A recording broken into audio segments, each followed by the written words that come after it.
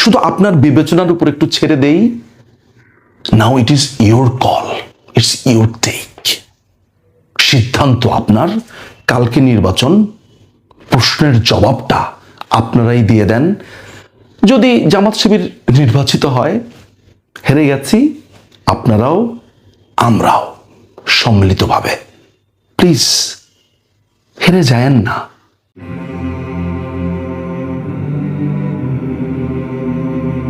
তুমিও জানো, আমিও জানি, জামাত মানে পাকিস্তানি।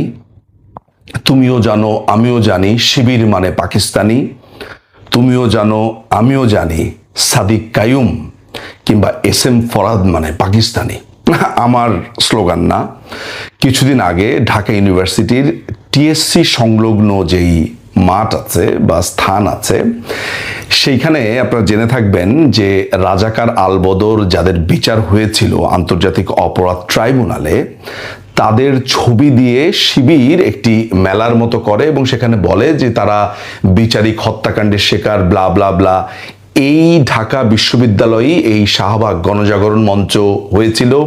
সেখানে এই বাংলাদেশের লক্ষ লক্ষ মানুষ সহ ঢাকা ইউনিভার্সিটির ছেলেপেলেরাই কিন্তু সেখানে এই রাজাকারদের বিরুদ্ধে শক্তভাবে দাঁড়িয়ে গিয়েছিল।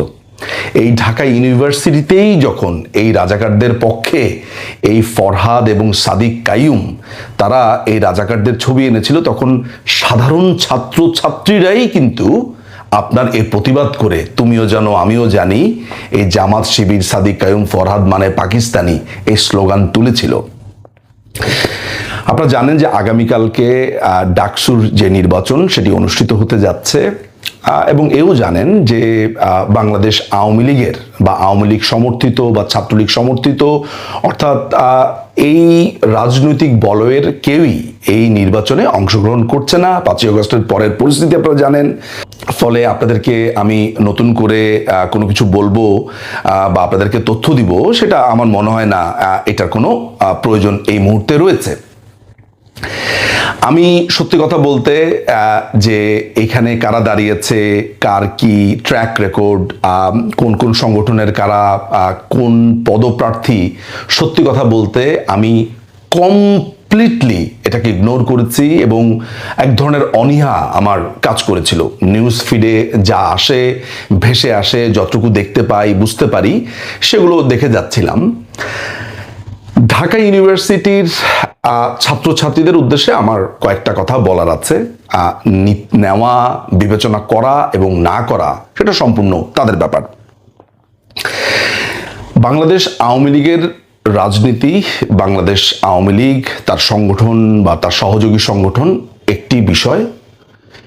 একই সাথে মুক্তিযুদ্ধ, বঙ্গবন্ধু, মুক্তিযুদ্ধের স্পিরিট, আমাদের মুক্তিযোদ্ধা, আমাদের বুদ্ধিজীবীরা যাদেরকে হত্যা করা হয়েছে বা এই দেশের স্বাধীনতা, এটা কমপ্লিটলি যদি আলাদাভাবে বিবেচনা করা হয়, যদিও বাংলাদেশ আওয়ামী লীগ তার সহযোগী সংগঠন তারা এই স্পিরিটের মাধ্যমেই আসলে মূল্যবোধ রচনা করেছে, এই স্পিরিটটাকে নিয়েই এই রাজনীতি করেছে, কিন্তু শুধু যদি ডাকসুর ব্যাপারে বা এই ইলেকশনের ব্যাপারে পার্টিকুলারলি বলি যে বাংলাদেশ আওয়ামী লীগ, ছাত্রলীগ তাদেরকে আমরা আলাদাই রাখি, কিন্তু ঢাকা ইউনিভার্সিটির তো ছাত্ররা আছে যারা মুক্তিযুদ্ধের পক্ষে, মুক্ত বুদ্ধির পক্ষে।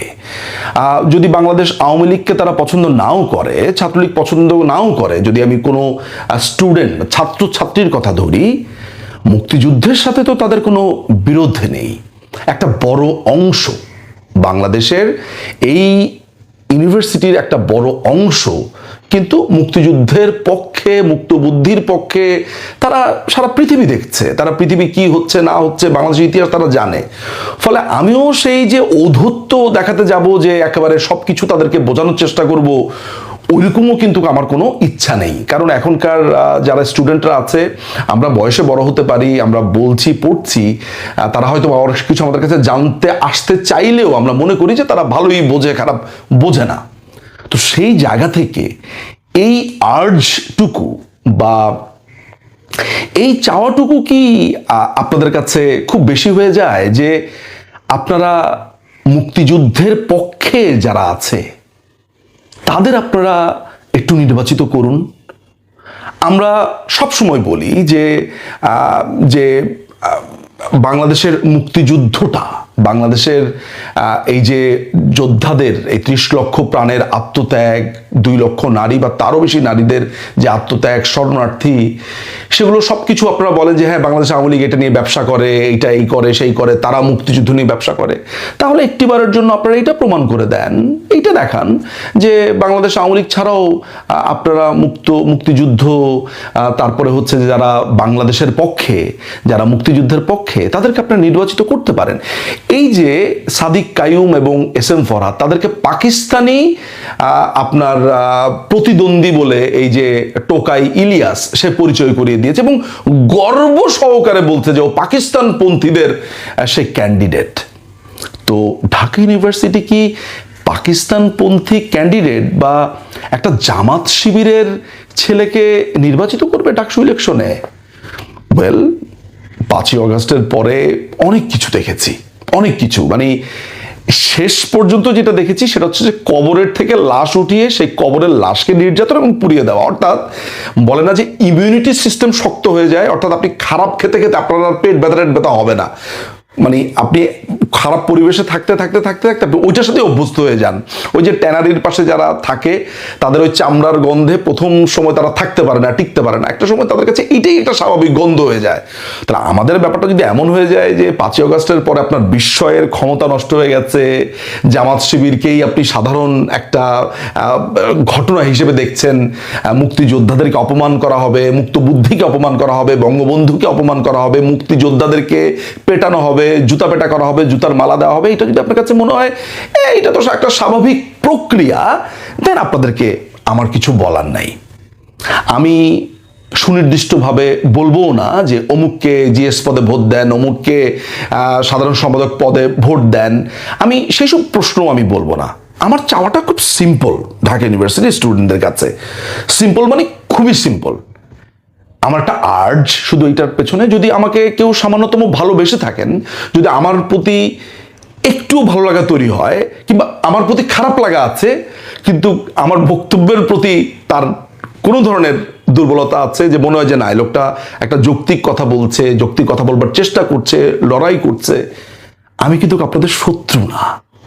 আমি এই মাটিরই সন্তান, এই বাংলাদেশের সন্তান, এই বাংলাদেশের ভালোর জন্য লড়াই করছি, যেটাকে আমি ভালো মনে করছি। সেই আমার মনে করার ভেতরে ডিফারেন্ট অ্যাঙ্গেল থাকতে পারে, আপনার ভ্যান্টেজ পয়েন্ট থাকতে পারে, আপনার নানা দিক থেকে দেখবার চেষ্টা থাকতে পারে, বাট একটা ব্যাপার তো নিশ্চিত যে আমি বাংলাদেশের কথা বলছি।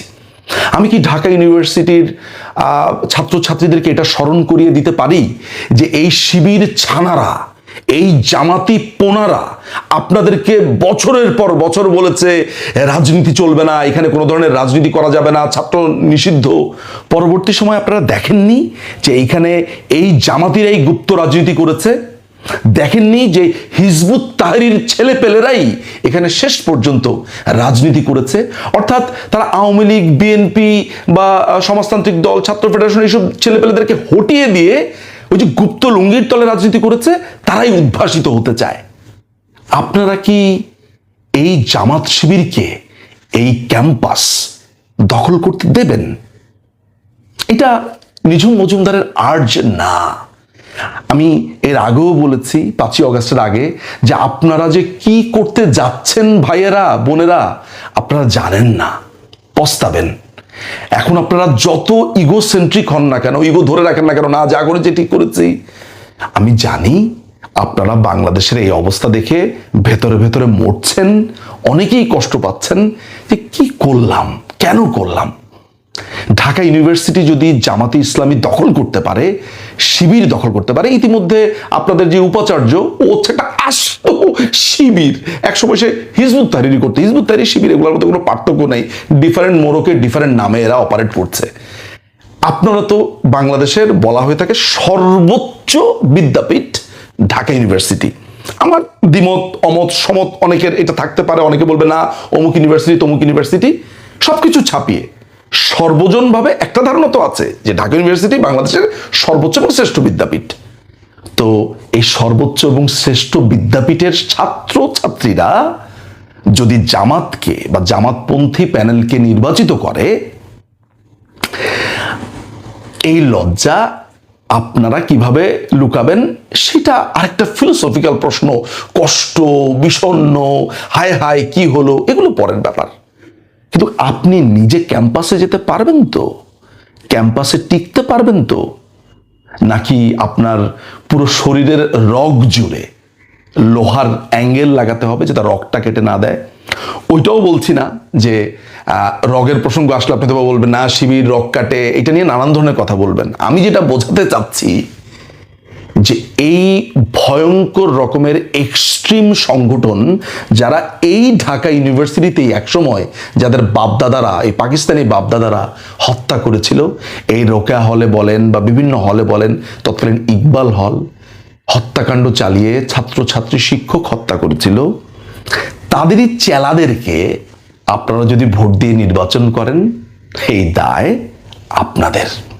আজীবনের জন্য ইতিহাস হয়ে থাকবে যে ঢাকা ইউনিভার্সিটির মেধাবীরা জামাত শিবিরের কুলাঙ্গারদেরকে নির্বাচন করে ঢাকা ইউনিভার্সিটির এই ছাত্র সংসদকে চালানোর জন্য সাহায্য করেছিল। আমি মুক্তিযুদ্ধ, মুক্তবুদ্ধি আর বলবো না। বলতে বলতে বলতে বলতে আমি নিজেও টায়ার্ড। শুধু আপনার বিবেচনার উপর একটু ছেড়ে দেই। Now it is your call, it's your take. সিদ্ধান্ত আপনার। কালকে নির্বাচন, প্রশ্নের জবাবটা আপনারাই দিয়ে দেন। যদি জামাত শিবির নির্বাচিত হয়, হেরে গেছি, আপনারাও আমরাও সম্মিলিতভাবে। প্লিজ হেরে যায়েন না। আপনাদের জন্ম হেরে যাওয়ার জন্য